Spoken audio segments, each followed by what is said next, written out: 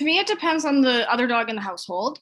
So, like, I'll give you an example. Like, my dogs now that live with me, the three dogs that I had before I brought my puppy in, are all very dog social. There's not really a lot of aggression. They get along well with each other. They get along well with strange dogs. We can bring in board and trained dogs, so they're used to that. So, with that, I kind of started with the puppy always on a leash. With social dogs, I do have a senior dog. I want to make sure that the puppy is not harassing the older dog. So there's always supervision. And the puppy had a pen and a crate so that if I couldn't watch, she was away and wasn't going to, get into pestering the other dogs. Same thing, introducing her to the cats, always on a leash at first so that the cats could get away. But just really monitoring the interactions. I just brought her right into the house again because my dogs don't have any issues with that.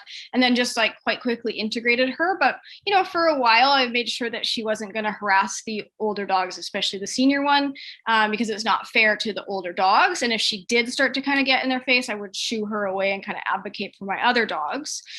If it's a dog that maybe is a little bit reactive, dog selective, is going to take a little bit more time to warm up, then it's probably a good idea to go somewhere neutral.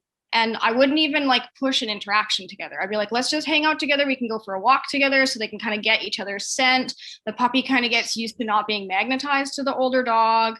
You don't really want to risk having the puppy rush up to the other dog and getting overcorrected. So it really kind of depends on like what you have as a baseline for your current dog. If the dog, like again, if the dog's going to take a bit more time, yeah, maybe go somewhere neutral together, go for a walk together, have them kind of hang out together. When you bring the puppy in the home, definitely protected contact, separate spaces. I think letting them sort of see each other through baby gates and pens is probably a good idea. I wouldn't expect any direct interaction probably for a while because the puppy's going to potentially be a bit too much for the older dog. Again, you have to know your dog.